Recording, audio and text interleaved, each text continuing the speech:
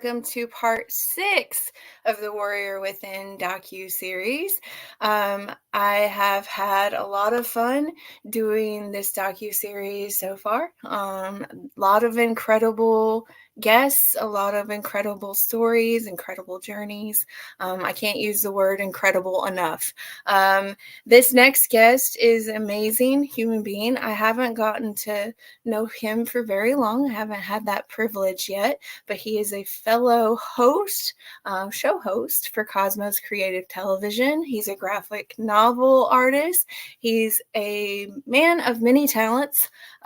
Viewer discretion is strongly advised on this program, and if you're listening, listeners' discretion is strongly advised. And without further ado, may I introduce you, Manny Zamora, and this is Manny's Journey. Thank you for being here. Well, thank you for having me, Jamie. I appreciate it. Yeah, I haven't gotten to know you for very long, but the times that I have been on shows with you or programs, you seem like you're a man of many, many talents, and you probably have stories to tell. Yeah, I I'm becoming more comfortable with the idea of actually having talent. I used to, well, I shouldn't say I used to. I still kind of do suffer from a little bit of imposter syndrome. Sometimes I think, who am I fooling? Who am I kidding here? But I'm getting better at that. I'm taking ownership of my talent, I guess, my abilities as an artist, as a show host, all that. Things that in my misspent youth I never thought I'd actually do. Yeah. But here we are, and I think that's one of the wonderful things about this new age, this new technology that we live in, with things like YouTube and StreamYard, which is what we use here to record our shows, and stuff like that. It's become much more. It's become truly democratic in that anybody can have a show now. Uh, you know, there's all these different platforms like TikTok and Instagram. Well, we don't know how long TikTok's going to last because things are rapidly changing in that area. Uh, but yeah, but as long as we have them, we this is for us. This is our, rather than having to go through networks and executives and all this nonsense. It's just us. It's one on one. That's why we can have programs like this. And if I may, a shameless plug, shows like Two Guys and a Gal talking about movies Yeah. Monday nights at 6 p.m. Eastern time. Yes, most And yeah, definitely. it shows like Rory's. You mentioned Rory. He has the Big Monster Briefing Room. And recently I was promoted to a full co-hosting position there. I was just an occasional guest, and now I'm part of the show, which I'm very, very happy about, very grateful that Rory, who's immensely talented, decided that, hey, let's have this guy on every week. So thank you, Rory, for that. And so yeah, that's uh, that's my recent journey so far. Yeah. And I mean, we met through Cosmos Creative Television, of course, Right? and Yeah. and like I said in the introduction, I haven't had the privilege of getting to know you for very long, but I'm glad that we've crossed paths. Yes. Um, Technology is incredible. Like Yeah. I met Renee Yaworski through Social Distance Fest. I was watching a musician on there, and she happened to be in the chat, and then the rest is history. And here I am. Yeah. Yeah. Yeah. It's Well, I incredible. met Renee. I met Renee through a fellow YouTuber by the name of Dennis Tardon. He Yeah. has his own network, the Tardon Network, and his own shows on there. And he was coaching Renee and helping her along with her career. And so that's how I met her. And through her, I met Rory. And I was a guest on some shows. And she said, why don't you have your own show? I think you have a certain presence, she said. And I was like, really? Do I? And said, yeah, you should have your own show. So, figure out something that you like to do, and let's see if we can do it. And I said, okay. So I thought about it, and I thought, well, I like movies. I like talking about movies. And I know Rory likes talking about movies, obviously, with its big monster show. And Yeah. I thought, well, why don't we do this show, kind of a Siskel and Ebert type thing, where we review movies. And from that, it evolved into what is now Two Guys and a Gal. Well, it was originally titled Two Guys and Sometimes a Gal, Yeah. because she'd pop in and out. Though we try to encourage her to make her presence known more often. But and she said, "Yeah, sounds like a great idea." And we talked to Rory, and he said, "Yeah, I'll be a host or co-host on that." And like you said, the rest is history. That and last year we started off with a few shows, and we said, hey, this works, and we just kept at it. And now I've lost count. I think we've got 30 some odd shows in the can already, Yeah. and more to come. I mean, there's plenty of actors, plenty of actresses, plenty of movies to talk about. So it'll be hard to run out of subject matters on that. So in fact, Monday we're going to talk about. Our subject will be Mike Myers, the comedian. That was suggested actually by. We have a special guest on the show, Panorea, who's also who I met through this channel, and she has her own channel, and so we've developed a nice little community here on Cosmos, on the PanNet channel, Pan's channel, uh, Tardon Media. We're all kind of interrelated. So, which is, so we have our own a little network going on here, and networking as well. Yeah. And I got to say, like you said, we really haven't learned about each other, but you certainly helped me. Uh, a few years ago, I wrote a movie script, and uh, in talking to people, well, especially Renee, she Yeah. said, "Man, I'd love to have a table reading of this. Get some people together and read it out loud and see how it goes." And so I said, "Yeah, okay, that's fine." And so you were a part of Yeah. that read. Uh, in fact, we had two of them, because I had later on, based on that first one, I edited the script and Yeah. changed it up a bit, and you agreed to come back on and play a part of that, and that was several parts actually, because I only had a few people coming in, but so we had a great time.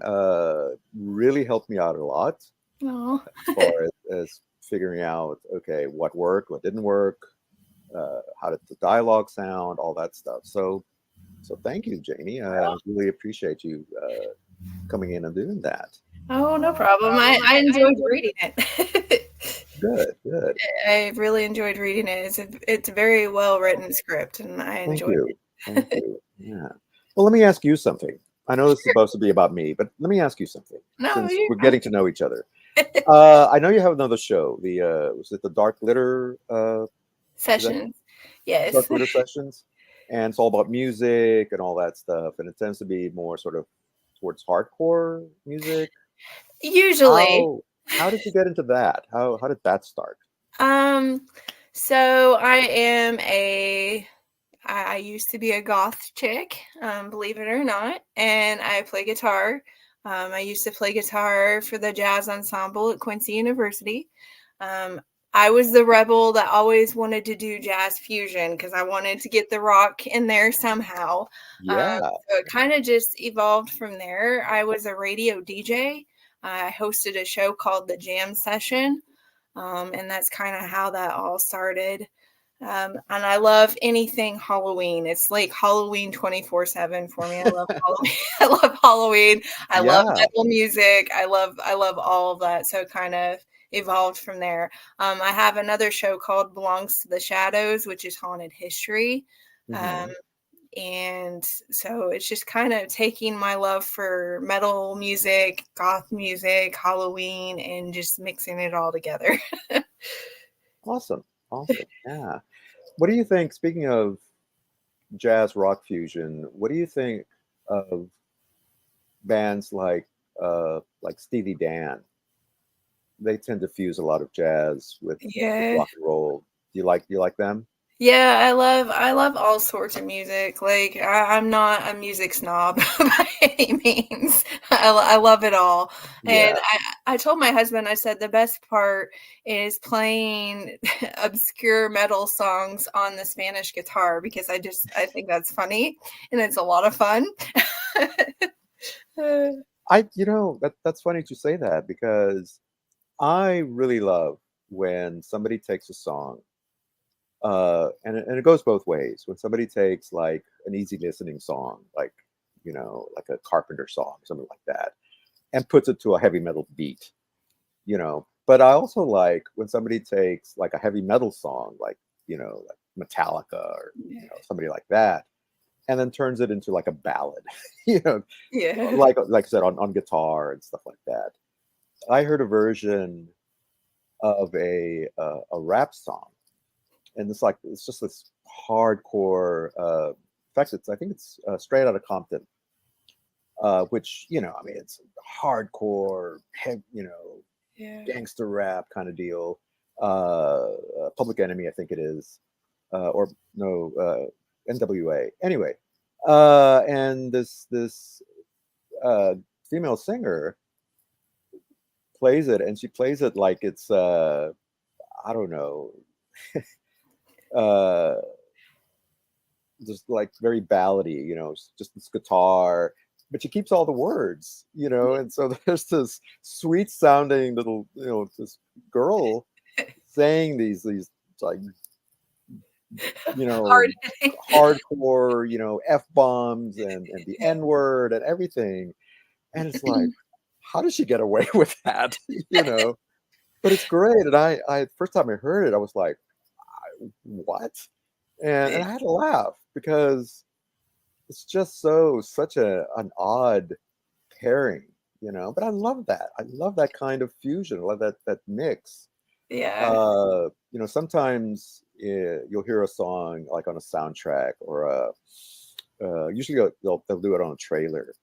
It'll be like an older song, and it was originally maybe like a hardcore, or metal song or something a little rougher, and it becomes kind of soft and ballady, and sometimes it make it even creepier, playing it that way. So it's interesting to show how music doesn't have to be one thing. Yeah. It can be a mix of things. I know right now there's this whole big controversy about Beyonce singing, country Yeah. and her rendition of Jolene and all this stuff. And I'm like, it doesn't matter.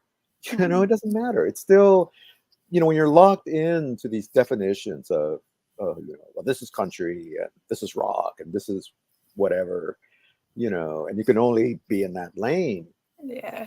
It's like, no, you know, that's that's the problem with a lot of music is that everybody feels like they have to be in a certain lane, and you just got to stay in your lane. Um, like, no, music is music, Yeah. and it doesn't matter. It doesn't matter, and it's not like she's the first African American or Black artist to sing country. I mean, somebody brought up. I was watching a clip on TikTok where somebody was saying, what's the big deal? Has everybody forgotten Hootie? you Yeah. know, Darius Rucker, Yeah. and going back to Charlie Pride and all those guys, the OGs. Uh, so it's somebody always has to stir up the pot.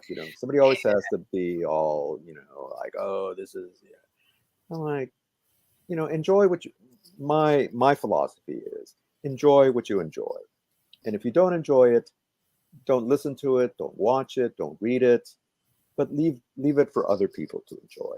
Yeah, That's exactly. why I this whole campaign that some people have about banning books. Oh no, we can't have people reading these books, can't have kids reading. I'm like, okay, well, if you don't want your kids reading these books, then don't let them read it. That's your Yeah. responsibility as a parent, and excuse me. But if somebody else says, "Hey, yeah, it's okay. They can read that," then they should be allowed to. To preemptively start banning things or censoring things just because you don't like them. Yeah. That kind of defeats the whole purpose, And what's ironic and when I say ironic, I mean hypocritical, Yeah. is that these are the very same people who scream about freedom of speech. Well, what about my freedom of speech? Or take it's like, what about it? You're the one who's trying to take other people's freedom away. So Exactly. why are you complaining? Anyway, I don't mean to get in the soapbox. Oh, no, you're fine. No, you're fine. It's perfectly okay. Thank you.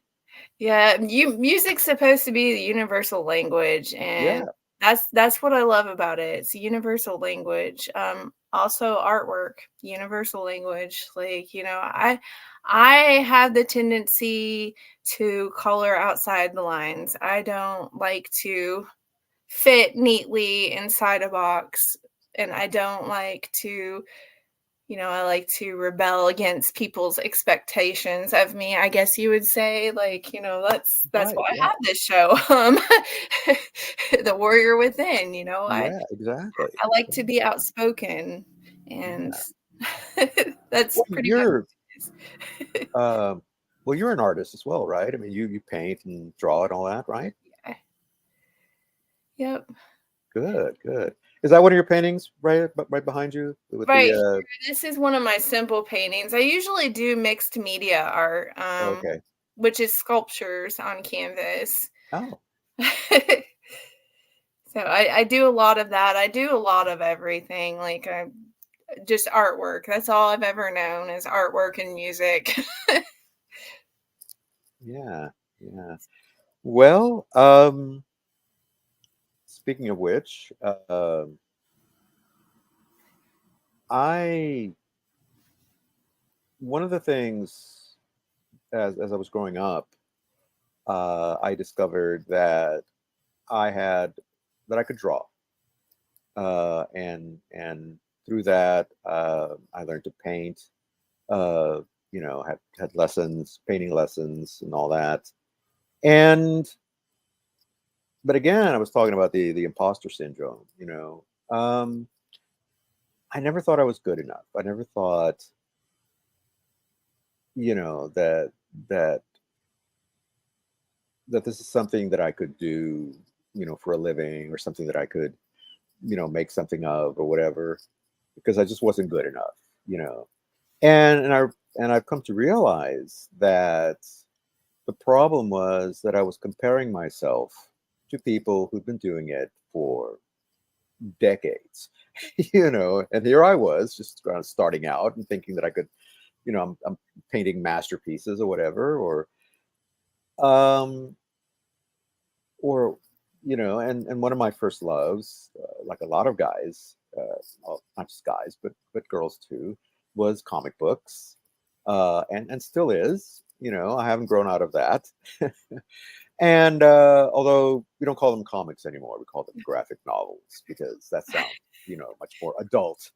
But they're comics, you know. Uh, and so that's something that I wanted to do. I wanted to draw comic books and work for one of these big companies and work for Marvel or DC or something like that. But again, I kept holding myself back, thinking, oh, because I look at these things and go, man, this art is so terrific. Why can't I do that? And it took me many, many years to realize, well, the reason I can't do that is because that's not my style. That's that person's style. That's his ability or her ability to draw in that way. And I need to figure out how I draw in my way. So finally, after years and years and years, and this is another thing that is nice about technology and is being able to be your own creator, uh, and not have to go through third parties, not have to go through a middleman. And so I, well, me and my partner at the time, my girlfriend at the time, who unfortunately has passed away since then, uh, she and I created a superhero character, uh, because she has a daughter, who well, she adopted this Hispanic girl when she was a baby. The girl was a baby, not the girlfriend, obviously. When she was a baby, and she is tremendously talented. I mean, she's very artistic, and we always joked about that she was very much like her adopted mother. Even though she was adopted, not to keep bringing that up, but not well, not she was not her technically, not technically, but she was not her of her flesh and blood. She didn't actually give birth to her, and yet she was more like than her actual son. Yeah. Uh, as far as temperament, as far as artistic ability, all that. Um, but anyway, back to the point. She was always complaining that there weren't enough Latino, or there wasn't enough representation. Uh, you know, whether it's in movies or comics or whatever, and the heroes, the girl heroes were always, you know, almost almost naked. Their costumes were so revealing, and all that stuff. And I said, well, yeah, because they're drawn by guys. They're drawn by guys for guys. Yeah. That kind of thing. So we sat around and we talked about it. We said, let's come up with a superhero, who is modestly dressed. She had her costume is not revealing, but she's still a very powerful girl, a powerful woman, and a professional. And let's see what we can do with it. So that's what we did. We created this character called La Salvadora, who her day job is a veterinarian at this private animal rescue, animal shelter kind of deal. And she becomes this superhero when animals are threatened and so forth. And so we created a villain who is an animal trafficker, uh, who buys and sells endangered species, or big, apex predators, and sells them off to, whoever, the highest bidder or whatever. And so that's the antagonist. And so there's this, conflict between these two. And right now I'm in the middle of finishing up the fifth issue of Oh, this comic. So I'm very happy about that. And it just took somebody telling me, no, you are good enough. You are, just draw it, and if it doesn't look like whatever, these other people, doesn't matter as long as you make it as good as you can make it. yeah. And so I did. And like I said, I'm 5 issues into this, and still improving, I think. And kind of become my life's work almost. So that's what I do. Yeah. uh and also, like we said at the beginning, then I got involved with Cosmos, and hosting shows, and so that's become a part of my life as well. And just glad to be able to do that. So Yeah. It's so rewarding when you can do what you love. Even if you can't get paid for it, which would be the ultimate dream, to have a job with, your talent and get paid good money for it. That doesn't always happen, but it's yeah. good to be able to exercise your talent in other ways, like even if you don't get paid for it. And I enjoy doing shows for Cosmos. I enjoy doing artwork. Like, I haven't sold very many of my paintings, but I enjoy doing it. It's very therapeutic for me. Um, so I think it's really interesting that you're a graphic novel artist. Like, I've always kind of wanted to do that, but that's not really my style. And like you said, you had to find your style. Hmm. I always had that problem. I used to not display my artwork because I would nitpick it. I would pick it apart and I'm like, I'm not good enough. I am not good enough. I'm not good at this. And it took a really good art teacher, an art instructor in college telling me, no, your artwork is really good and you should display it, Jamie. You really should. It took her telling me that to get Hmm. me to where I'm like, okay, maybe my artwork's not so bad. It's kind of interesting. Okay, I like this. Yeah, sometimes we just have to get out of our own way, get out of our own head, and have somebody else say. Sometimes we do need that validation. Sometimes we do need somebody to say, "No, you are good," and stop, you know, stop getting in your way. Stop saying, "No, I'm not," and just accept the fact that yes, you can draw, you can do this, you can paint, and do sculptures and what have you. And the other thing I've always been interested in and also got to do is write a book. So I wrote this novel, I finished it, and then threw it in a drawer and did nothing with it for years and years. And then finally, I got into a discussion with this guy at work, a coworker, who's also interested in it's a fantasy novel. And he's like, "Oh, is it like just that?" And I said, "Yeah, kind of." And he said, "Oh, well, can I read it?"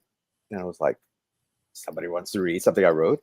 So I said, "Okay." So, you know, I showed him a copy, and he said, "Do you mind if I make notes and whatever?" And I was like, "Yeah, I want some feedback." And boy, did he make notes. He really helped me edit this book and kind of pointed out some things that were kind of wonky, uh, and so I went back and I read his notes, and they were serious. I mean, he thought about these things, and I thought, wow.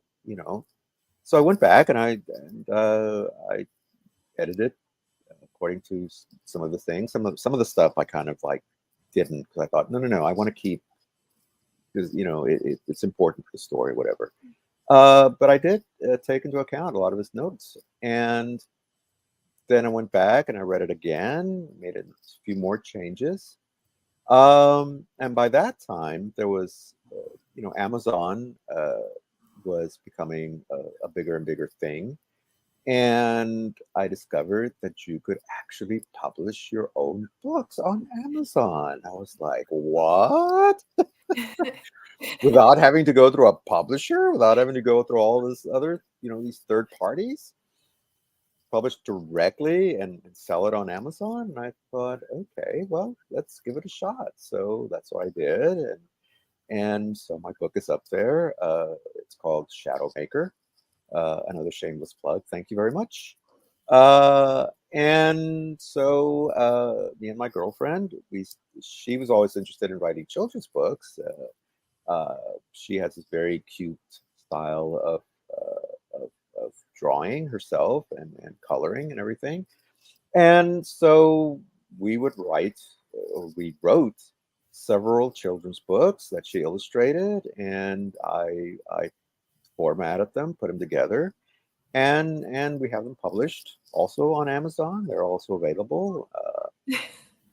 So yeah, so there's no reason if you're a writer, if you're an artist, if you're whatever, uh, there are avenues out there, and it's not just Amazon. There are other sites as well where you can put your work up there.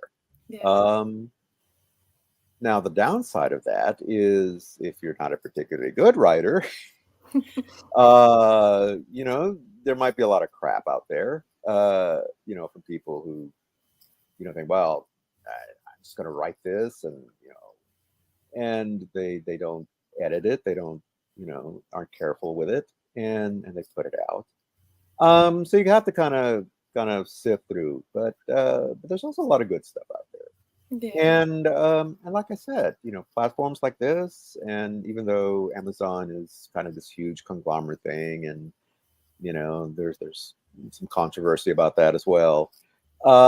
It's still a good place to put your work out, and at least in that respect, I'm glad it is. I'm glad it's there. So anyway, I'm glad you mentioned that because, like, I did a tester book, I guess you would say. I put a book of poems out on Amazon. I was like, I did not know you could publish your own stuff on Amazon. I was so yeah, excited when I discovered that because I was like, I can't afford to pay somebody to publish my book. I cannot afford that. So it made it more accessible for people like hmm me.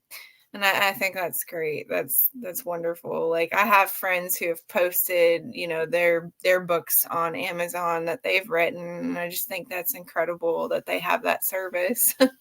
yeah, exactly. And like I said, that's one of the upsides of technology is the ability to, especially for people like us, for creatives, who want to get our works out there, and can't or don't know how to go through traditional publishing, and get having to get an agent and all that stuff, where you can take your work to market right away, and it's almost instantaneous, um, or well, within a few days anyway. So I mean, I think that's certainly a boon for that in that respect. So What is your writing process? Like for me, it's kind of hard to like stay focused on the book and the storyline. Like I have books that I have not finished writing and it's been years. I just can't bring myself to finish them. What would you suggest would be a good way to focus and like your writing process?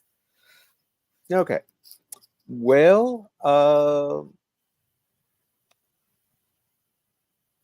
take notes. Take lots and lots of notes. Have a just have a plain old legal pad, and a pencil or pen, and just jot down. It can be just words. It doesn't have to be full sentences, because what that does is to it forces you to think. It forces it exercises the brain cells, uh, and and sometimes that'll spark an idea. If you just write down a word, and you think about that word, and you think, well, what does this mean? How can I turn that into a story? Or a couple of words. If, say write, you know, frozen wasteland, for example. And you're like, okay, what about a frozen wasteland? Is this back in the caveman era? Is this some future apocalypse? What about it? And then now you're thinking, oh, what if, okay, let's set it back in the ice age. What would be the difficulties of being a person in that time, trying to survive this wintry landscape. And so now you're thinking about a character. Okay, so who is this guy? Is it a guy? Is it a girl? Is it a child? What does he look like? Is he Cro-Magnon? Is he more human? And see, already you're starting to think, oh, okay. And now, and and you don't have to like start like, oh, I'm going to write a book now.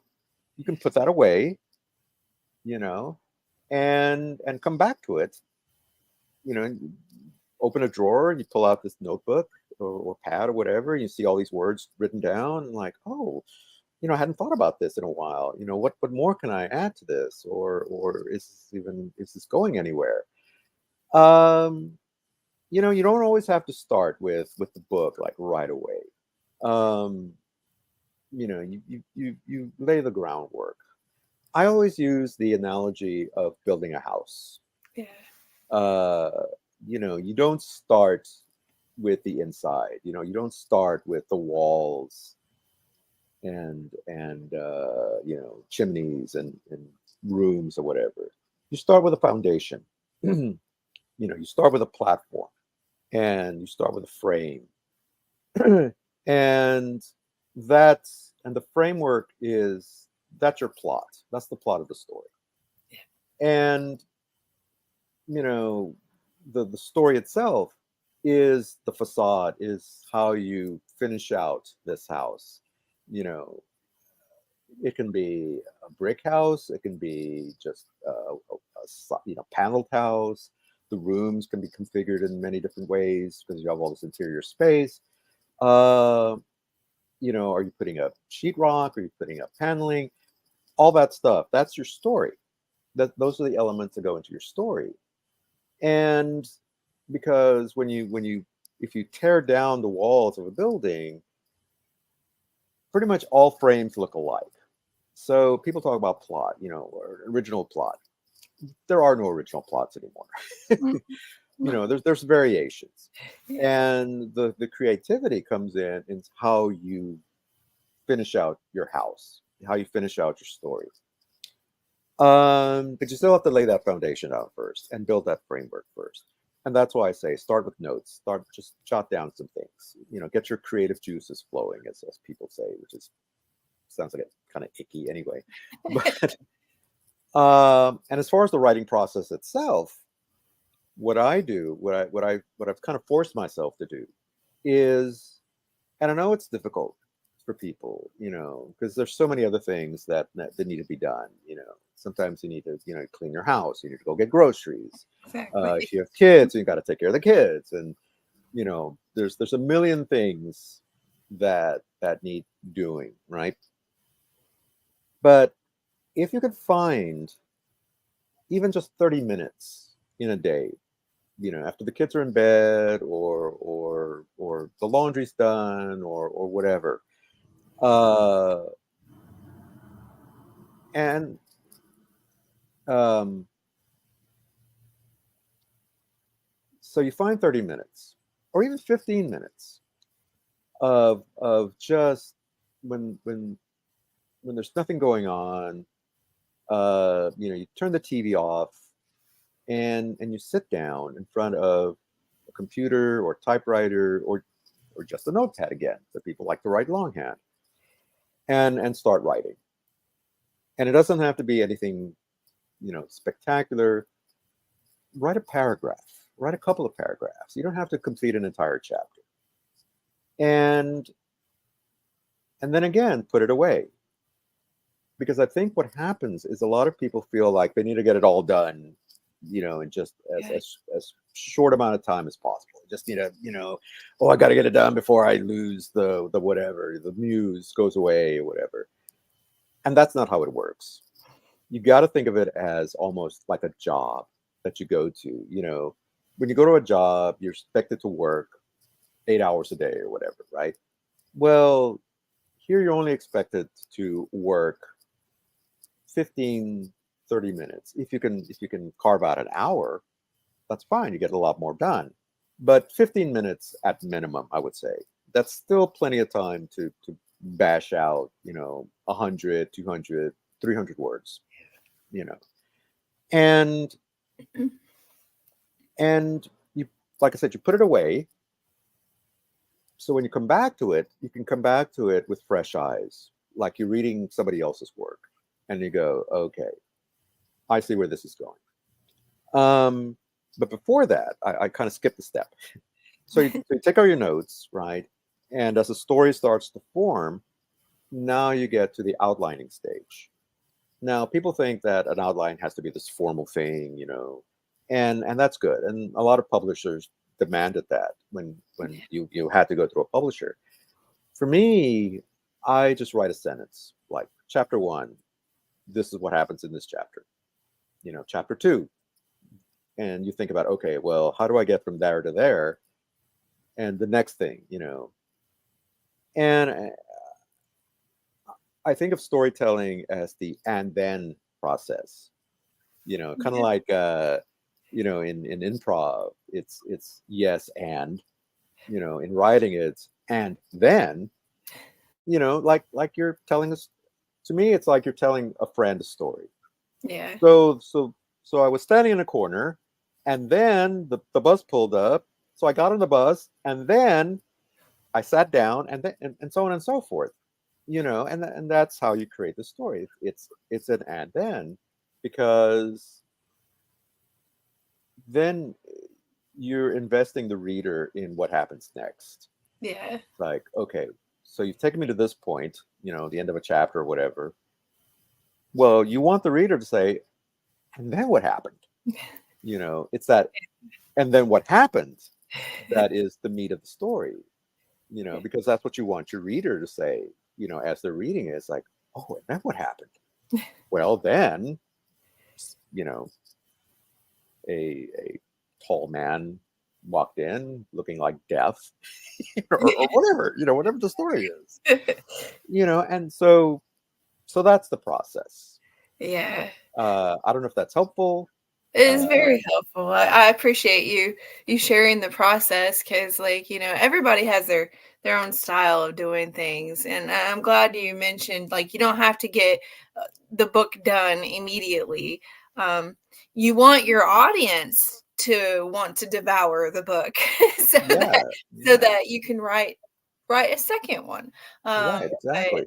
like you don't have to put so much pressure on yourself to finish a book, like Yeah. writing Well, I it. was telling,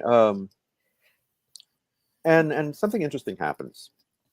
Uh, so I came up with the story for this new issue, for this comic book, right? And I wrote a script and everything, did exactly what I told you, outlined it, jotted down notes, outlined it, wrote the script. Well, in the process of translating the script into an actual into the comic, doing the drawings and all that, and putting in the dialogue, I discovered that the story was pulling me in a different direction from what I had originally written. And I thought, do I force it back to what I originally thought, or do I let it uh, continue? In other words, the story was telling me what it wanted to do, Yeah. and I said, no, I'm listening to the story. And that's when you know that you've gotten to that point of really being able to tell a story, is when you listen to the story itself and it tells you. And also the dialogue. I'd written some dialogue, obviously, to go along with the characters and the scenes. And as the characters were coming alive, as I was drawing them, they start to take on a life of their own, in a way. And I was telling Dennis this. I said, it's like the character knew what it wanted to say and told me,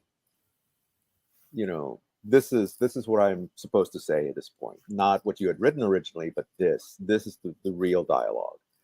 And I kind of even though I wrote it, I it kind of took me outside myself, and I said, "Oh, okay, this is yes, I wrote it, but it was the character speaking, which is I know it sounds crazy, but yeah, sometimes the character will talk to you, uh, and say, "No, this is what I should be saying."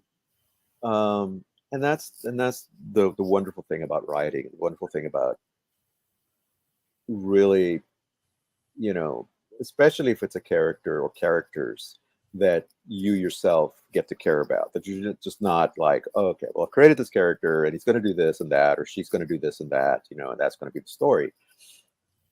Because the best novels, the best books, the best movies are about characters that you wind up caring about, Yeah. you know, and you wind up caring about them because you start seeing them as real people.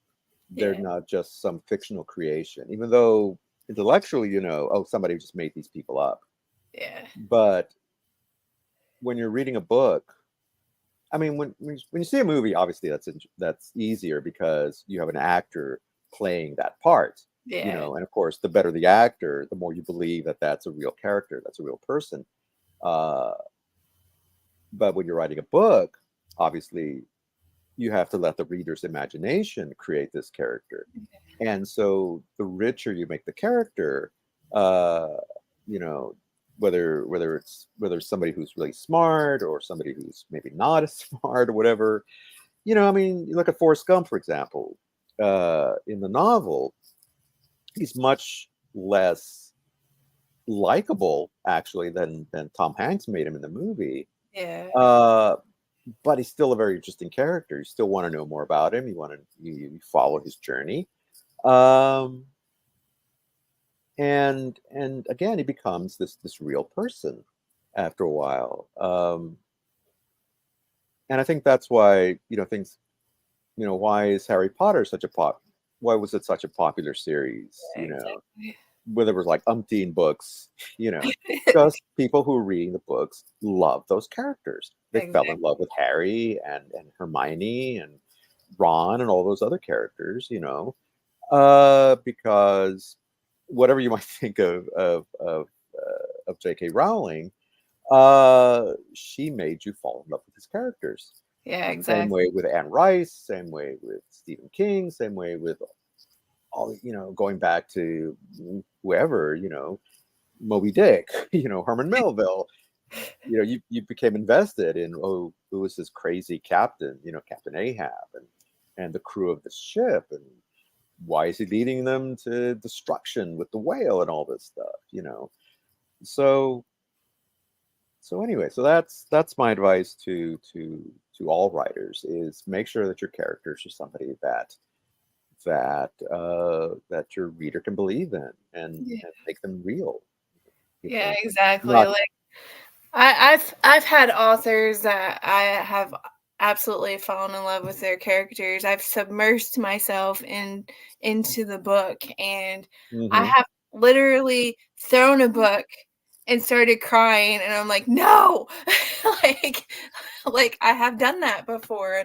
I'm like, "It's just a book," but no. No, you can't do that to that character. Please don't. Like right, that's right, an author's job is to get the readers submersed into that world and make right. you feel like a Get part them of it, and exactly. that's You get incredible. them invested in the characters, right? Uh, I was thinking of speaking of that, I was thinking of Game of Thrones, where you become invested in a character and next episode they get their head chopped off or something. It's Yep. like don't fall in love with any of these characters because they're probably going to die. Exactly. George R. R. Martin's gonna kill him off, and They're going to kill them off. Once you start liking them, it it's like, they're dead. it's like Jamie, like, I didn't like that character in the beginning, and, like, there was this thing going around on Facebook, like, one of the Facebook memes, it said, "What if we told you that you'll end up liking this character toward the end?" And I did, I ended up liking the character toward the end, and I'm like, "Oh." I know George R. R. Martin's probably going to kill that character off. I shouldn't be too invested. But Exactly. Exactly. yeah, Game of Thrones is something else, that's for sure. And Yeah. like Yeah. I respect it. I tend to gravitate toward, shows and books that are written in that style. One of my Mhm. favorite authors is Sarah J. Maas, and she writes the Throne of Glass series, and then she also writes the court. I think it's called A Court of Thorns and Roses. Like I've read that whole series, and like she's kind of got the Game of Thrones type style going there. I tend to gravitate towards books and authors like that because I get submersed into that world and I fall in love with the characters, and they're doing their job very well. Mhm. Yeah. um Yeah. so is there any other projects that you are working on or anything else that you would like to talk about before we wrap up this program? Sure. Well, like I said, I mean, right now I'm concentrating on getting this fifth issue out of the comic book of the graphic novel. Um, and besides that, you you mentioned having books that you've never finished. Oh yeah. Uh, I was recently telling a friend of mine about this book that I had started years ago that I never finished, and they were like that sounds like a great story. Why don't you finish it? So I'm like, okay, all right. So I'm gonna work on that. It's another fantasy, a bit more of a kid's book than when I'd written. I also want to read. I have an idea. Finally, have an idea for sequel to the book I'd written earlier that I had published, the Shadow Maker. Um, so I'm going to start writing again, That's good. uh, and you know, and I'm going to see what I can do with the script that we talked about Yeah. that you read. Yeah, I really think it would make a really good movie. I do Uh, too. so I'm gonna try to see what I can do with that. Try to get it actually in the hands of a producers who would be willing to put some money up and make this movie. Um, so that's kind of what I'm working on right now. Yeah, that script's very, like I said, very well written. I think that it would make a really brilliant movie. I think it would be really good. Thank And you. like, you mentioned improv earlier. Like Pan has an improv show. Hmm. It's quite enjoyable. For those of you in the audience, whenever you're seeing this episode, because it's pre-recorded, we all know that. I spilt the beans a long time ago. It's pre-recorded, y'all. But improv is a good way to come up with storylines as well. Like, Yeah. it gets you motivated to come up with characters, and like we do that a lot at Cosmos Creative Television. We come up with characters. We Hmm. come up with different personalities, and it makes for a great time, but it also can help you in your writing process. It can help you come up with a story, and I think improv is incredible for that reason. Like Yeah. Yeah. Yeah. Yeah. And I'm glad you mentioned Pan's show. I'm also a regular cast on that, uh, good. along with Rory, and sometimes Renee will join us, um, and some other people. So yeah, yeah, I enjoy doing that. I love comedy. I Yes. love comedy and I love performing. So getting the opportunity to actually do that now, and at this time of my life is so exciting. And I guess that's what I if this is a concluding remark, I just want to say to people, don't ever think that, oh, I'm too old to do XYZ. I'm 66 years old, and here I am hosting my own show, writing comics, drawing comics, writing books, hosting other shows, being guests on shows, being interviewed by people like Miss Jamie here, who's has her own wonderful shows as well. Thank you. You know, so yeah, never think you're too old to do anything. You know, you're only limited by yourself. And so if there's something you want to do, go for it. Go for it. I mean, you have to know your limits, obviously. Yeah. Uh, you have to decide for yourself how far you can push it, but don't let that stop you from doing things. You know, if you want to climb mountains, by God, climb mountains. You know, you want to ride the rapids. Or if it's just, you know, something as simple as, you know, having a nice meal at a fancy restaurant, then by God, eat the food, drink the wine, do the things. You know, don't let anybody say, "Oh, you're too old to do X, Y, Z," and just say, you know, "F you." Pretty I'm much. doing it. I'm doing it. By Pretty God. much. You only live once. I mean, You exactly. life's too short. YOLO, man. YOLO. Exactly, exactly. Is that For a thing? Is anybody that still a thing? for anybody who's interested in getting their hands on one of your graphic novels, how would they go about doing that? Oh, okay. Uh, I have a website. It's called janellybean.com. That's Okay. JANELLYBEAN.com. And our children's books are there, and my comic book is there. There's a tab on the menu bar that'll take you if all you're interested in is the comic. It's you just click on that tab. If you have kids or know of people who have kids who might be interested in some of our kids' books, please, I Yeah. beg you. Most definitely. Uh, Ugh. so, I will so there put you go. that link below. If you send it in the chat, I will definitely put the link below so people Okay. can find it. I will also put a link to the shows that Manny has been on. General Howitzer's Big Monster Briefing Room, as well as his other shows that he's been on. And yeah, thank you so much for being a guest. I really appreciate it. And to the audience, until next time, love, hugs, and blessings.